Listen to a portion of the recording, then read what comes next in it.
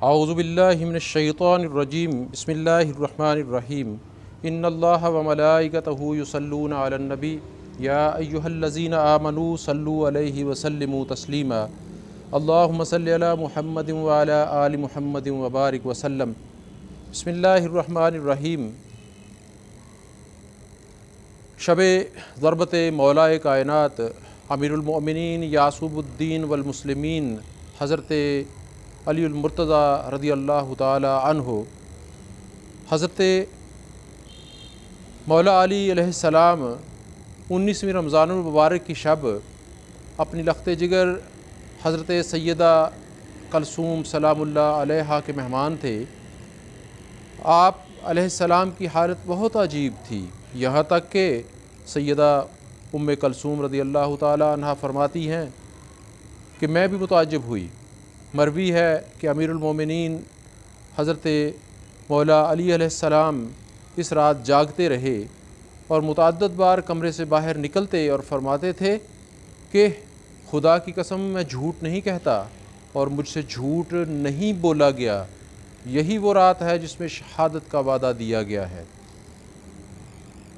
رات بھر عبادت میں بسرگی، صبح نماز فجر کے لیے جانب مسجد کوفہ تشریف لے جانے لگے تو مرغابیوں نے دامن پکڑ کے شور کرنا شروع کیا اور آپ کا راستہ روکنے لگیں۔ کسی نے انہیں روکنا چاہا تو آپ نے فرمایا کہ انہیں نہ روکو۔ تاریخی منابع کے مطابق جنگ نہروان میں خوارج میں سے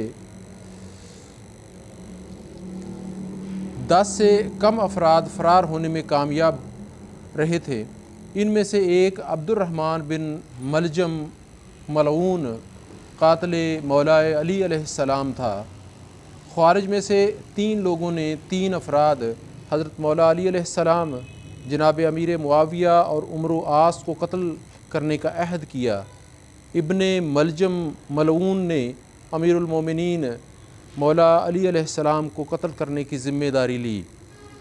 جناب امیر معاویہ کے بارے میں یہ ملتا ہے کہ جب وہ سجدہ میں گئے تو بجلی چمکی کہ جس کی وجہ سے سپاہی متوجہ ہوئے اور قاتل قتل کرنے میں ناکام ہو گیا۔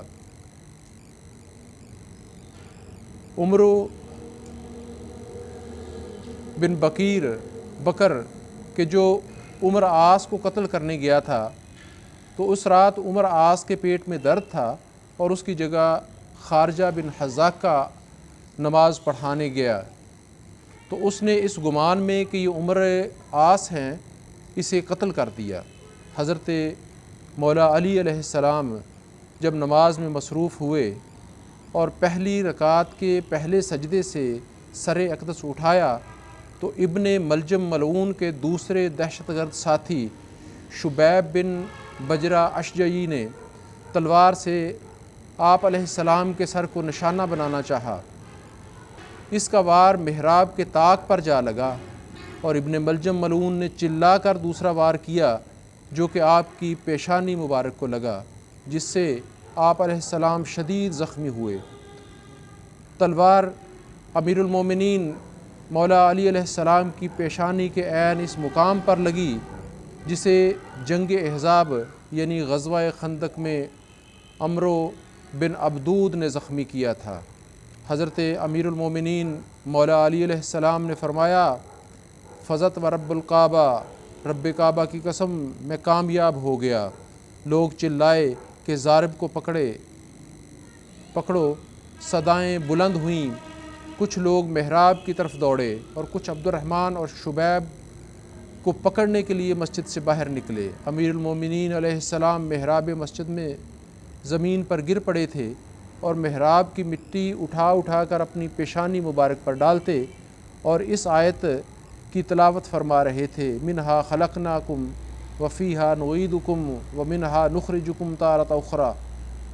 ہم نے تمہیں مٹی سے پیدا کیا اور تمہیں مٹی کی طرف لوٹائیں گے اور ایک بار پھر تمہیں مٹی سے باہر لائیں گے۔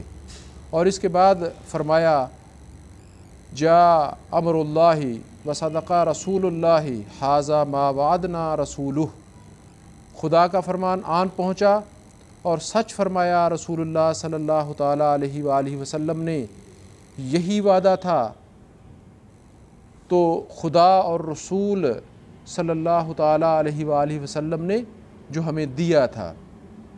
امیر المومنین مولا علی علیہ السلام نے زخم کھایا تو زمین لرز اٹھی، سمندر طوفانی ہو گئے اور آسمان متزلزل ہوئے، اور مسجد کے دروازے شدت سے ٹکرائے اور کالی آندھیاں چلیں جنہوں نے دنیا کو تیرہ و تار کر دیا، اور حضرت جبرائیل علیہ السلام کی فریاد آسمانوں اور زمین پر چھا گئی، اور ہر شخص نے حضرت جبرائیل علیہ السلام کو کہتے ہوئے سنا، خدا کی قسم ہدایت کا رکن یعنی ستون ٹوٹ گیا، علم نبوت کے ستارے بجھ کر تاریک ہو گئے، اور پرہیزگاری کی علامتوں کو مٹا دیا گیا، اور عروۃ الوثقیٰ کو منقطع کیا گیا۔ رسول خدا خاتم النبیین صلی اللہ تعالیٰ علیہ وآلہ وسلم کے ابن عم کو قتل کیا گیا، برگزیدہ ترین وصی سید الاوصیاء قتل کیے گئے، علی المرتضیٰ رضی اللہ تعالیٰ عنہ قتل کیے گئے۔ آپ علیہ السلام کے رحم و کرم اور مساوات پسندی کا عالم یہ تھا کہ جب آپ علیہ السلام کے قاتل کو گرفتار کر کے آپ کے سامنے لایا گیا اور آپ نے دیکھا کہ اس کا چہرہ زرد ہے اور آنکھوں سے آنسو جاری ہیں، تو آپ کو اس پر بھی رحم آ گیا۔ آپ علیہ السلام نے اپنے بیٹوں سیدنا امام حسن علیہ السلام اور سیدنا امام حسین علیہ السلام کو ہدایت فرمائی کہ یہ ہمارا قیدی ہے، اس کے ساتھ کوئی سختی نہ کرنا، جو کچھ خود کھانا وہ اسے بھی کھلانا، اگر میں صحت یاب ہو گیا تو مجھے اختیار ہے کہ چاہے اسے سزا دوں یا معاف کر دوں، اور اگر میں اس دنیا میں نہ رہا اور آپ نے اس سے انتقام لینا چاہا تو اسے ایک ہی ضرب لگانا، کیونکہ اس نے مجھے ایک ہی ضرب لگائی ہے، اور ہرگز اس کے ہاتھ پاؤں وغیرہ قطع نہ کرنا، یعنی اس کے ہاتھ پاؤں نہ کاٹنا، کیونکہ یہ اسلامی تعلیم کے خلاف ہے۔ یہ تھی حضرت مولا علی علیہ السلام کی تعلیمات جو انہوں نے اپنے صاحبزادگان کو دیں۔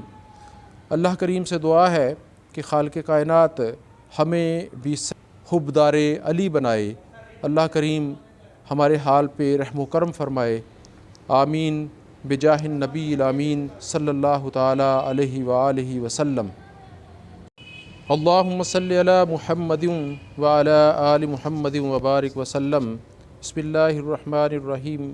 ناد علی مظہر العجائب تجدہ عون الغائب، کل ہم وغم سینجلی بنبوتک یا محمد صلی اللہ تعالیٰ علیہ وآلہ وسلم، وبولایتک یا علی یا علی یا علی۔ اللہم صلی علی محمد وعلی آل محمد وبارک وسلم۔